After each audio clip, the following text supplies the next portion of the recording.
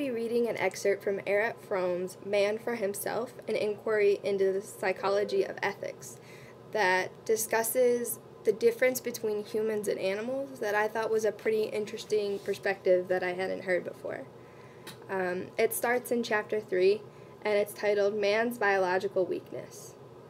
The first element, which differentiates humans from animals, exists a negative one: the relative absence in man of instinctive regulations in the process of adaptation to the surrounding world.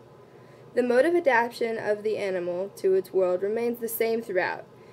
If its instinctual equipment is no longer fit to cope successfully with a changing environment, the species will die out. The animal can adapt itself to change conditions by changing itself, autoplastically, not by changing its environment, alloplastically. In this fashion, it lives harmoniously, not in the sense of absence of struggle, but in the sense that its inherited equipment makes it a fixed and unchanging part of its world. It either fits in or dies out. The less complete and fixed the instinctual equipment of animals, the more developed is the brain, and therefore the ability to learn. The emergence of man can be defined as occurring at the point in the process of evolution where instinctive adaptation has reached its minimum, but he emerges with new qualities which differentiate him from the animal. His awareness of himself as a separate entity, his ability to remember the past, to visualize the future, and to denote objects and act by symbols, his reason to conceive and understand the world, and his imagination, through which he reaches far beyond the range of his senses. Man is the most helpless of all animals, but this very biological weakness is the basis for his strength, the prime cause for the development of his specifically human qualities. I thought this was an interesting paragraph because it touches on some of the stuff that we experience every day but maybe not are aware of. So the ability to learn and experience emotion and the things that separate us from the cats and the dogs and all the other animals is something that I really, we discuss in biology class, but do we ever really consider what that means? Do we ever take full advantage of our abilities? And then, so from that is derived this sense of searching, I feel, that divides the experiences in our life into good and bad. And there's another portion that I would like to read that discusses the definition of what humans consider good or bad that I think ties in really well to this. On page 15, it says, "In assuming that pleasure is good for man and that pain is bad, it provides a principle according to which desires are rated.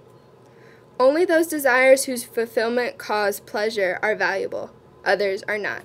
So I think the paragraph about what separates us from animals and that idea of how we base what is good and bad can set up the foundation for a pretty interesting psychological theory that,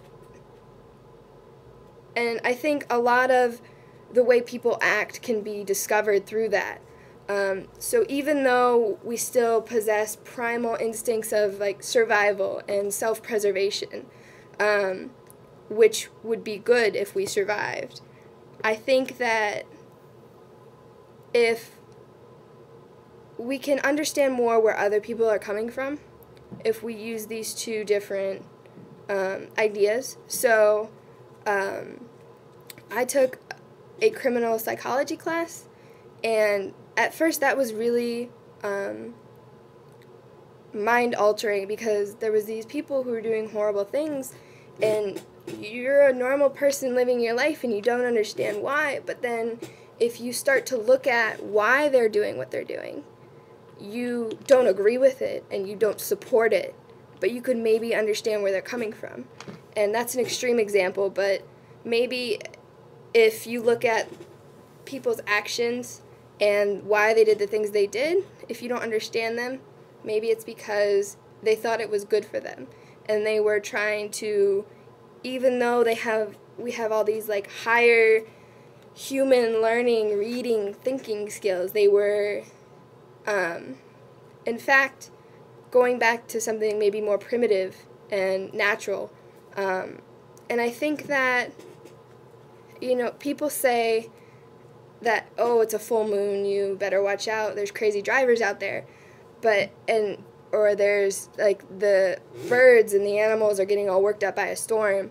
And I feel like even though we are a thinking, feeling, learning species, that we are still affected by our environment, which could be why our motives are derived from what is good or bad, self-preservation, like pleasure, those kind of things that drive our motives and make us do the things we do.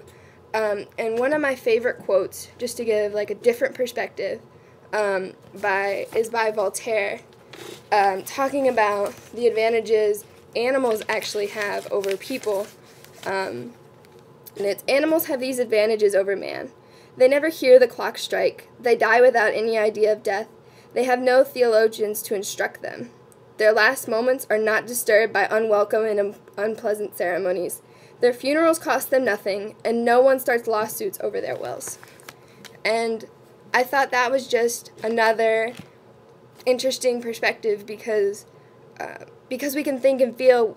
A lot of times man considers themselves above like the trees or the environment or the animals, but these two passages show that maybe our thinking and feeling is like I don't know the word they use for it, like a biological like weakness, and maybe animals actually have greater advantages over man, and I guess keeping things in perspective is a good thing.